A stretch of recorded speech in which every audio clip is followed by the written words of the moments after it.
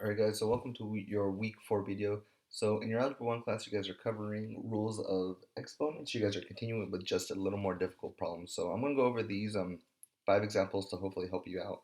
All you got to do is, again, make a copy of these notes, submit them into Google Classrooms, and you'll get your full points for the week. So these are the steps that I take to solve any of these problems that you're going to encounter. The first thing I do is simplify the numerator. Then I concentrate on the denominator, try to simplify that, and then I worry about the fraction. Notice that most of these problems you're not going to have to worry about simplifying numerator and denominator, but there is going to be a point where you have to do that. So let's just start with this one. I'm going to look at my numerator, the top of the fraction, and I notice I cannot combine these. I cannot combine 30a, b, and c in any way, shape, or form. I'm going to go on to step 2, which is simplify the denominator. I can't simplify 36b and c. So now I'm going to start simplifying my fraction, my numerator, and my denominator together. So with that being said, start with the coefficients. Look at the 30 and the 36. Does there exist a number that divides 30 and 36 evenly? That's not 1. And if you are comfortable with your multiplication, you'll know that that is a 6. Because remember, this is just a fraction. That's 30 over 36. Just reduce it. 30 divided by 6 is a positive 5. 36 divided by 6 is 6. And now you have simplified the coefficients. Now you can start worrying about the variables. So notice you have a single a on top, you have no a's on bottom, so that means your a is going to stay on top. Notice you have a b on top and a b in the bottom. So what you technically have is b over b. If something divided by itself is 1, we could really just ignore it or cross it out because we don't have to write a 1. 1 times anything is itself. And notice we have a c on top, a c in the bottom. Those also cancel out, so that means that my final answer is 5a over 6. Alright, so feel free to press pause, try these problems. If you're still struggling, follow along, make sure you're copying down these notes as well. So 16 and 40, does there exist a number that divides both of these? And yes, that number on top of my head, at least what I came up with right away, is 4. Because 16 divided by 4 is 4, and then I can see that 40 divided by 4 is 10. Now looking at these x's here, I have 7 x's on top and 4 x's on the bottom. Now if you remember from the product or the quotient property, if you have the two bases that are the same that are being divided, you subtract the exponents. Now, where is the x going to go though? Where are there more x's? There's 7 on top, 4 on the bottom. That means that the x's are going to go on top. 7 minus 4 is 3.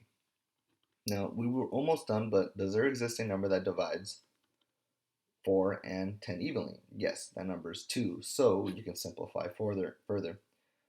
4 divided by 2 is 2. 10 divided by 2 is 5. So you end up with 2/5, and then in your x third on top, and you are done. All right, very next problem. There are no coefficients, so that's something less to worry about. You have 5 y's on top, 1 y on the bottom. That means your y's are going to end up on top because you have more. And now you can subtract. Remember that this y has an exponent of 1. So 5 minus 1 is a positive 4. You have 6 x's in the bottom, 4 x's on top. So that means your x's are going to be at the bottom, the denominator. 6 minus 4 is 2. So that means you are done. All right, very next one. Start with the coefficients. 16 and 24. Does there exist a number that divides both of these evenly? And that answer would be yes. 8 is the biggest number that I can think of. Okay, 16 divided by 8 is 2. 24 divided by 8 is 3. So now you can move on to variables. 5 w's on top, 2 w's in the bottom, so that means your w is going to stay on top. 5 minus 2 is 3. 4 x's on top, 4 x's in the bottom. You know when you have something on top and the bottom that's the same, they're just going to divide out, so that means I'm just going to cross them out. So, very last one before we call it. Something that looks pretty difficult, but it's not that difficult if you take your time.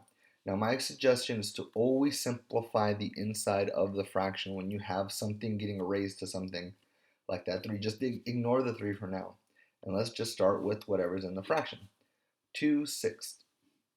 Can you reduce 2 and 6 by a number that's not 1? And the answer is yes, it is 2, because 2 divided by 2 is 1. 6 divided by 2 is 3, so you end up with 1/3 for the coefficients.